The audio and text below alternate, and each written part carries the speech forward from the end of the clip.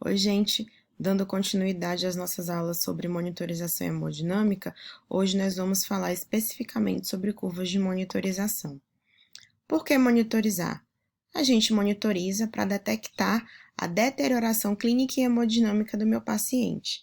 Eu consigo fazer a avaliação fisiopatológica, diagnosticar o tipo e o padrão do choque e, assim, definir metas terapêuticas e guiar o meu tratamento da melhor forma possível. A identificação e a correção precoce de alterações da perfusão tecidual, elas são essenciais para prevenir a progressão para a disfunção de múltiplos órgãos e, consequentemente, para mudar o desfecho daquele meu paciente. Antes da gente falar especificamente das curvas, vamos falar um pouquinho dos sistemas de medidas de pressão. Eles são sistemas fechados, que são preenchidos por líquido e são extensões padronizadas. Qualquer gambiarra que a gente faça, porque não deu para chegar, tem muita coisa, o monitor está longe, isso vai falsear a minha medida. É importante a gente entender que ele é não compressível, assim vai garantir a correta transmissão das variações de pressão do sistema circulatório. Não pode ter bolha, porque vai interferir na mensuração e tem que ser preenchido com soro fisiológico por conta da viscosidade. O soro glicosado ele tem uma maior viscosidade, então ele vai amortecer a curva e não vai me dar uma medida fidedigna. Aqui está uma representação do como é o sistema de medida de pressão, tá? Especificamente de uma PAI, vocês já conhecem isso, mas o meu equipo próprio, ele vai estar ligado à minha linha arterial, ou se a gente estiver medindo uma PVC, um catéter central, ou então aí o catéter de artéria pulmonar, e vai estar ligado também num soro que vai estar dentro de uma bolsa pressurizadora. O sistema de fluxo, ele é automático e tem um transdutor que vai estar ligado ao monitor, que é onde a gente vai conseguir aí ver tanto a curva quanto os valores do que a gente está mensurando. É importante a gente saber que o sistema tem que estar zerado em relação ao nível do coração. Qualquer alteração nisso, ou seja, se o transdutor estiver acima do meu coração, eu vou ter uma pressão erroneamente mais baixa. Do mesmo jeito, se meu transdutor estiver abaixo do coração, eu vou ter uma pressão erroneamente mais alta, tá? Então, ele precisa estar zerado e precisa ser ali alinhado bem na linha do coração, e a gente sabe que vai ser na altura do pré-corde na linha axilar média. Sobre a pressão arterial invasiva. A curva de PAI, ela reflete a atividade mecânica do coração, e a gente consegue identificar as principais fases do ciclo cardíaco. A sístole ventricular é marcada por uma elevação súbita da pressão arterial até atingir o pico, seguido por um rápido declínio, como a gente consegue ver aí na curva. O ponto 1 representa a pressão sistólica de pico, que reflete a pressão sistólica máxima do VE. Começa com a abertura da aórtica. O ponto 2 é a incisura dicrótica, que corresponde ao fechamento da válvula aórtica e marca o fim da sístole e o início da diástole. O ponto 3 é a pressão diastólica, que é o nível de retrocesso do vaso ou a vasoconstricção no sistema arterial. E o ponto 4 é a incisura nacrótica, que é a contração isovolumétrica antes da abertura da válvula aórtica. Para a gente saber se aquela curva que eu estou olhando ela é uma curva certa, é importante que a gente faça o teste de fluxo da raiz quadrada, que consiste em fazer um flush lá pelo transdutor e a gente vai ver aí essa onda quadrada aqui desse canto da tela. Antes da gente falar disso, é importante dizer que a presença do nó dicrótico por si já indica uma boa qualidade na transdução do sinal. Toda vez que a gente fizer o flush para fazer o teste aí da raiz quadrada, eu tenho que prestar atenção que eu vou ter uma ascensão e um descendo rápido, que essa ascensão ela vai aí até o máximo do que está lá na pressão da bolsa pressurizadora, e a gente não vai ver mais do que 2 oscilações após o flush. Uma ascensão rápida, um pico igual ou maior do que o pressurizador, e um descendo rápido abaixo da linha de base. Quando eu tenho uma curva subamortecida, ou seja, eu não tenho um nó dicrótico, as linhas são mais arredondadas, quando eu faço o teste do flush, o descendo só vai até a linha de base, eu tenho que prestar atenção o que está acontecendo de errado. Então, ou eu tenho extensões amortecidas, ou tem bolhas no circuito, ou até pequenos coágulos na ponta do catéter, e fazer uma lavagem mais adequada pode resolver esse problema.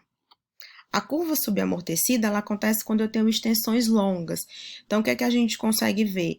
além de vários artefatos no contorno da onda, quando você faz aí o teste do flush, você vê várias oscilações depois disso, pode ter uma pressão diastólica mais subestimada, uma pressão sistólica que vai estar superestimada por conta aí do subamortecimento. Em geral, a pressão arterial média ela não tem tantas interferências, mas a gente não pode garantir a sua fidedignidade. Então, o que a gente vai analisar na curva da pressão arterial? A pressão sistólica, a diastólica, a média e a pressão de pulso, as análises das variações induzidas na PA pela ventilação mecânica e a análise matemática do contorno da onda de pulso. Então, vamos lá. A pressão arterial média ela é definida como a pressão exercida pelo sangue em movimento e ela é gerada pela atividade cardíaca, ou seja, ela é determinada pelo débito cardíaco e pela resistência vascular. Então, aqui a gente tem uma representação no gráfico de como que seria a pressão arterial média, e ela é responsável pela pressão de perfusão dos órgãos, sendo que ela pode estar subestimada em situações do aumento da pressão extravascular, como hipertensão intracraniana, uma síndrome compartimental ou uma hipertensão intraabdominal. A pressão arterial diastólica, ela em geral se mantém constante em qualquer ponto do corpo, mas assim, bem constante mesmo, quase nenhuma variação. Ela tem muito a ver com o tônus vascular, né? O tônus vascular vai ser talvez a grande maior influência aí da pressão arterial diastólica. Ou seja, em situações em que eu tenho vasodilatação, essa minha pressão arterial diastólica também, ou ela vai estar baixa. A duração da diástole vai interferir também no valor da minha pressão arterial diastólica. Então, em situações de diástole curta, como nas taquicardias, eu tenho um aumento da pressão arterial diastólica, e quando a diástole é prolongada, como na bradicardia, eu vou ter uma queda aí na pressão arterial diastólica. Então, em resumo, para a gente não esquecer, toda vez que eu encontrar aquele paciente com uma pressão arterial diastólica baixa, eu vou pensar em quê? Em vasodilatação, em bradicardia, que talvez seja o mais fácil de identificar, né, já que eu vou estar no monitor, e também situações de baixa complacência arterial. A pressão arterial sistólica, ela vai ser determinada pelo volume sistólico, pela complacência arterial e pela resistência vascular sistêmica. Ou seja, ela vai determinar diretamente a pós-carga do ventrículo esquerdo. Então, vamos falar agora um pouquinho sobre a interação com a ventilação mecânica. A gente sabe que fazendo ventilação mecânica, eu estou ventilando com pressão positiva. E quando eu faço pressão positiva, vai acontecer o quê? Uma redução do retorno venoso. E de imediato acontece uma redução do volume ejetado do VD. Eu não tenho logo de cara uma redução do volume ejetado do ventrículo esquerdo. Se a gente conseguir monitorizar bem, a gente consegue perceber que primeiro tem um pequeno aumento do volume ejetado do VE e depois de alguns ciclos, como se acontecesse aí uma acomodação, é que eu tenho uma redução da pré-carga do VE. Vejam, se eu tenho uma redução da pré-carga do VE após o início de pressão positiva com a ventilação mecânica, eu vou ter uma redução do volume sistólico. Se o volume sistólico cai, a pressão arterial cai. Então, a gente sempre vê, e aí vocês já viram isso muito, principalmente esses tempos que a gente está usando muito paciente em ventilação mecânica, que na hora que você dá pressão positiva, o paciente acaba ficando hipotenso. Quanto mais na parte ascendente da curva de Frankenstein ele tiver, ou seja, quanto mais pré-carga dependente for meu paciente, maior eu vou ver essa redução de pressão. Se ele já não estiver mais na fase ascendente, não for tão dependente, talvez essa interação não seja tão significativa e a gente não veja aí tantas quedas de pressão. E a pressão de pulso? A pressão de pulso ela é definida como a diferença entre a pressão sistólica e a pressão diastólica dentro de um ciclo. Ela está diretamente relacionada ao volume sistólico e ao tônus arterial. A principal aplicação prática da pressão de pulso é, na verdade, a variação da pressão de pulso, que está aí bem relacionada, a gente já tem vários estudos provando isso, com a fluido-responsividade. Os estudos foram feitos com pacientes em ventilação controlada, ventilando em torno de 8 ml por quilo, com PIP de 10 e em ritmo regular, e eles mostraram que pacientes que tinham uma variação da pressão de pulso acima de 13% eram fluido-responsivos, ou seja, após a infusão de volume, havia um aumento de em torno de 15% do débito cardíaco. Qual é a logística disso? É justamente ser Desculpa, tá na fase ascendente aí da curva de Frank-Starling, em que eu faço volume e ele ainda é responsivo. Esse delta PP acima de 13% significa justamente estar nessa fase ascendente da curva. Quando você vê esse paciente, que é o exemplo aí da linha de baixo, em que você quase não vê variação, é porque ele não é pré-carga responsivo mesmo. E aqui só para exemplificar alguns dos vários estudos que já demonstraram que realmente a gente tem aí uma correlação entre a variação da pressão de pulso e a fluidoresponsividade, nesse aqui mostrando que a área sobre a curva do delta PP é bem mais significante do que os outros parâmetros. Aqui também mostrando isso, né? Uma boa área sobre a curva, uma boa sensibilidade, uma boa especificidade. E essa aqui também é uma meta-análise um pouco mais recente, na verdade, uma revisão sistemática e uma meta-análise de 2014, que acaba mostrando também isso.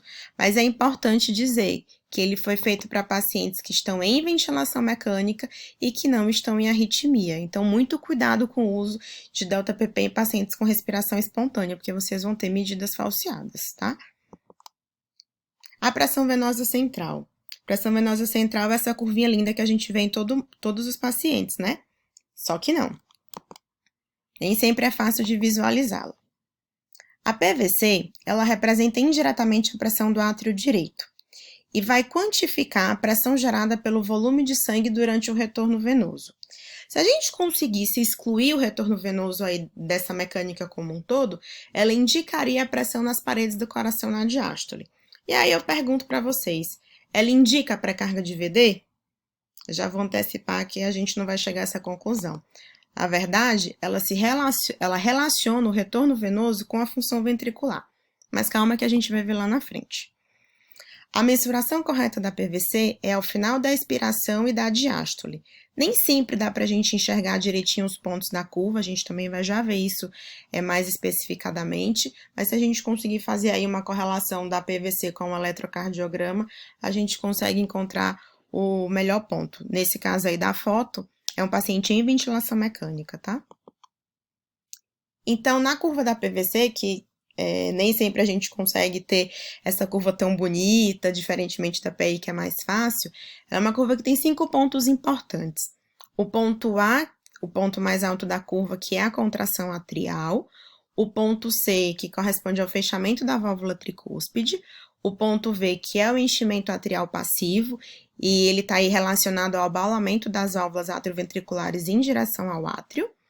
O ponto X, que é a diástole atrial, esse descendo aí, que tem a ver com relaxamento atrial e o início da sístole ventricular, e o ponto Y, que é o esvaziamento atrial. Então, a gente consegue ver que a pressão venosa central, ela nos mostra aí o ciclo mecânico cardíaco. E sobre suas alterações? Então, só lembrando que essa figura aí da esquerda é uma curva normal. Mas quando eu tenho uma onda bem mais elevada, ou seja, a onda da contração atrial mais elevada, significa que eu tenho uma resistência aumentada ao enchimento ventricular. E eu vou encontrar isso em que situações? Na estenose tricúspide, numa complacência de VD reduzida, na falência de VD, na estenose pulmonar ou na hipertensão pulmonar. A onda V elevada vai ser decorrente de um fluxo regurgitante. Então, isso vai acontecer quando eu tenho regurgitação tricúspide ou quando eu tenho regurgitação funcional por própria falência ventricular direita.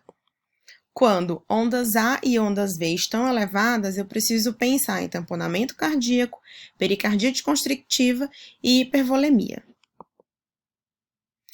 E aí, falando sobre a fluidoresponsividade, a gente talvez seja uma das coisas que a gente comece a escutar lá atrás, ainda na faculdade, que a PVC é a pré-carga do VD, que vai me dizer se uma PVC baixa eu tenho que fazer volume, uma PVC alta eu não posso fazer volume de jeito nenhum, mas a gente já tem estudos até mais antigos, aí esse do Chest de 2008, que não prova isso. Nem valores altos, nem valores baixos têm relacionados à fluidoresponsividade, vejam aí como no gráfico os valores são bem distribuídos de uma forma geral, na verdade são bem espalhados, né, não tem uma constância. Aqui também, os valores de PVC entre os respondedores e os não respondedores também parecem muito iguais, eles não fazem aí tanta diferença, eu não consigo dividir em 2 grupos para poder dizer que a PVC vai me falar aí sobre o fluido responsividade. E aqui, por fim, também só mais um exemplo, um estudo um pouquinho mais recente, esse é de 2013, mas foi uma meta-análise com 1.800 pacientes, que mostrou que não, que a PVC não está relacionada à fluidorresponsividade com uma área sobre a curva de 0,56 apenas. E qual é o problema disso? Na verdade, não é o problema. Qual é a explicação disso? A minha PVC ela está tanto relacionada com o retorno venoso quanto com a função cardíaca. E ela, na verdade, ela me mostra uma interação disso. Se eu pegar uma curva do retorno venoso com a PVC e colocar da função cardíaca com a PVC, como essa primeira que a gente vê aí em cima, eu tenho um valor de equilíbrio. Se eu conseguisse dividir isso em duas situações, vou perceber o quê? Então, aqui nesse lado do gráfico, em que eu tenho um retorno venoso ou uma volemia fixa e eu tenho alterações na função cardíaca. À medida que a minha função cardíaca diminui, a minha PVC aumenta, ou seja, eles andam em direção oposta. E eu vou ter PVC alta, numa mesma volemia e com uma função cardíaca boa. Tudo bem? Aqui do outro lado, eu vou ter mudanças no retorno venoso, mantendo uma mesma função cardíaca, e o que é que eu vou ver aqui? Que à medida que o meu retorno venoso aumenta, a minha PVC aumenta. Então, a minha PVC alta aqui, se eu juntar as duas situações, ela não vai me dizer pontualmente que a PVC alta é uma função cardíaca ruim, uma PVC alta é uma situação de hipervolemia. Não, a gente sabe que eu posso ter aqui PVC alta, esse último gráfico aqui, em que a minha função cardíaca é boa. Então, eu não consigo muito bem separar uma coisa da outra. E é por essas interferências que a gente não pode falar em fluido-responsividade só pelo valor da pressão venosa central. Para a gente entender um pouquinho melhor, talvez a mensagem que deva ficar é: quando eu tenho um problema na função cardíaca, o valor numérico do débito cardíaco e da pressão venosa central, eles vão em direção opostas. E aqui a intenção não é fazer vocês decorarem a ordem das setas, é entender que quando o problema é de função cardíaca, se é que eu consigo em um paciente dizer que o problema é só um, ele não tem outro, né? Isso é um pouquinho mais complicado, mas quando o problema master é de função cardíaca, eu vou ter PVC e débito cardíaco andando em direções opostas. E quando eu tenho um aumento do retorno venoso, só para ficar mais claro, quando eu tenho uma alteração da volemia ou uma alteração do retorno venoso, PVC e débito cardíaco eles vão andar aí na mesma função. Então, de novo, não decorem a posição das setas, entendam a logística. Se a alteração é da função cardíaca, PVC e débito cardíaco vão andar em funções opostas, tá? Então, a PVC não vai predizer a pré-carga ou a fluidorresponsividade, porque sofre interferência da função cardíaca, sofre interferência da pressão pleural e da PIP e tem uma ferição muito delicada e precisa. Talvez aqui seja uma das que a gente tenha que tomar mais cuidado, porque o nosso olhar é sempre mais atencioso para a curva de PAI, não para a curva de PVC. Mas o equipo tem que estar correto, não pode estar entrando nenhuma outra medicação ou fluido na via que você está medindo. Nem sempre isso é possível, às vezes a gente precisa colocar uma torneirinha a mais, fechar a medicação para poder mensurar, então tem que tomar bem cuidado com isso. E a PVC ela vai demonstrar a capacidade do coração em lidar com o retorno venoso. E aí como é que eu vou usar? Primeiro, eu vou entender que ela vai me indicar como é que o coração interage com o retorno venoso e eu vou pensar em valores baixos, aí mais baixos mesmo, menor do que 5 milímetros de mercúrio, podem me indicar maior probabilidade de resposta a fluidos. Valores altos, acima de 10, 12 ou mais do que isso, vão me indicar que o coração não está acomodando muito bem o volume que volta para ele. Mas eu não posso usar isso aqui de maneira pontual e nem de maneira isolada. Eu vou precisar utilizar primeiro, entender a clínica do meu paciente como um todo, tentar utilizar outras ferramentas de fluidorresponsividade para chegar à minha definição se eu vou ou não vou fazer volume para ele. Sempre, a PVC é melhor aplicada quando eu avalio as tendências dela, ou seja, a dinâmica, quando eu vou vendo mensurações seguidas em cada uma das sequências do que eu estou fazendo ali de terapêutica e vendo que resposta essa PVC tem a cada uma das estratégias terapêuticas que eu adquiri, certo? O catéter de artéria pulmonar.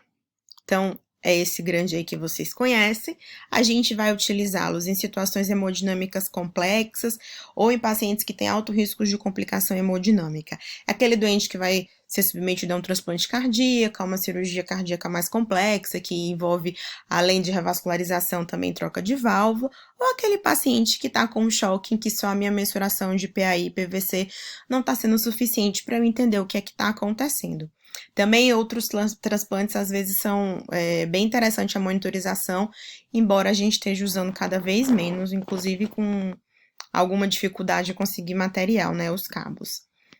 O catéter de artéria pulmonar vai estimar a função cardíaca, vai guiar a ressuscitação volêmica e vai me ajudar a manter aí o DO2 adequado. O que é que ele vai mensurar? Ele mensura débito cardíaco e saturação venosa central, em alguns modelos de forma contínua, a pressão da artéria pulmonar, as pressões de enchimento capilar pulmonar e a pressão do átrio direito.